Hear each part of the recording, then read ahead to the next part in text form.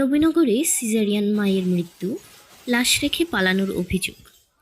গো আমার কয়টা টুকরা গো আমার সাইরা কেমনে গো থাকবা মা এমন সিজার কাড়া করে গো 100 থেকে 90% সিজার। মায়ের আহাজারিতে ভারী আকাশ, নতুন জীবনের অপেক্ষা, কিন্তু ফিরল লাশ। ব্রাহ্মণবাড়িয়ার নবীনগরে সিজারিয়ান অপারেশনের পর এক প্রসূতি মায়ের মৃত্যুকে ঘিরে নেমেছে শোক আর ক্ষোভের ছায়া। অভিযোগ, অবহেলায় মৃত্যু হলেও স্বজনদেরকে কিছুই জানানো হয়নি, বরং লাশ অ্যাম্বুলেন্সে ফেলে রেখে চিকিৎসক ও কর্মকর্তারা পালিয়ে যান। সকালে সত্য প্রকাশ হতেই বিক্ষুব্ধ জনতার হামলা হাসপাতালে, আর এক পাশে মায়ের বুকফাটা আর্তনাদ।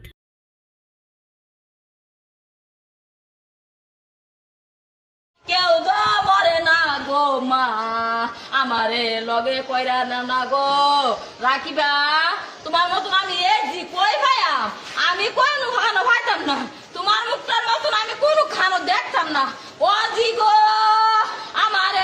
এই বিষয়টা যে হাসপাতালটা বন্ধ হয়ে যায় এবং কারণ প্রতি বছর কদিন বাদে বাদে একটা লোক মারা যায় এবং আমার নাতনি আইছে সিজার করার জন্য এখানে তারা মাইরা তারা অ্যাম্বুলেন্সে তুলে দিচ্ছে, দেওয়ার পরে তারা দৌড়দৌড়ি করে বাইকে চলে গেছে। আহমদ হাসপাতালে কালকে 11টার সময় রাতের 11টার সময় নিয়ে আইছে, আইনা আলট্রাসাউন্ড করাইছে, সব কিছু করাইছে, রুগী ভালো হয়। তারা বলছে আমি আই নাই, তারা বলছে যে কথাটা সুস্থ, সব ভালো ভালোর মধ্যে এই অবস্থা কেন হইলো এটা আর আমরা বলতাম পারি না। ডাক্তাররা যা আছে সব বাইকে গেছে। আপনি কি হিসেবে এখানে আছেন এবং কি ঘটছিল একটু বিস্তারিত বলেন। রিসেপশনিস্ট হিসেবে আছি আর কি এখানে। আমার ডিউটি মূলত সকাল 9টা থেকে। তো আমি আসার পরই দেখছি যে এখানে একটু হট্টগোল হয়ে গেছে। আর গতকালকে রাত্রে একটা সিজার করতে গিয়ে একটা রোগী মারা গেছে। আচ্ছা, আমি শুনছি, বাট দেখা গেছে আসার পরে জিনিসটা নিয়ে সমঝোতা হইতেছিল।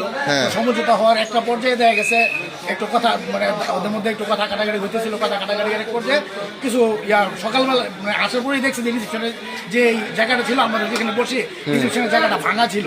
হ্যাঁ, তো ভাঙার পরে এরপরে পরবর্তীতে আমরা দেখা গেছে সমঝোতার পথে বসতেছিলাম। বসার মধ্যে এর মধ্যে দিয়ে মানে উত্তেজিত জনতা দেখা গেছে, তাদের মধ্যে কিছু ছেলে পেলে ছিল, যুবক পর্যায়ে তারা জিনিসটা ভিতরে আবার ভাঙচুর করে। এই সিজারটা করছে কে মূলত কোন ডাক্তার? ডাক্তার কামরুজ্জামান। অ্যানেস্থেসিয়া কে ছিল? অ্যানেস্থেসিয়া ছিল ডাক্তার নাসের। উনি কি বর্তমানে আছে নবীনগরে? এখন নবীনগর আছে কিনা আমি বলতে পারতেছি না। উনি গতকালকে ছিল হাসপাতালে?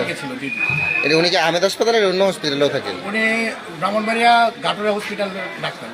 গাটুরা হসপিটালের ডাক্তার। তাহলে মানে এখানে কাজ লাগলে আপনার ফোন দিলে উনি আসে? রাতের বেলা এত রাতে কি উনি আসছিল কিনা আপনি জানেন কিনা? থাকার জায়গা আছে না। আচ্ছা, রাতে গতকালকে রাতে ছিল।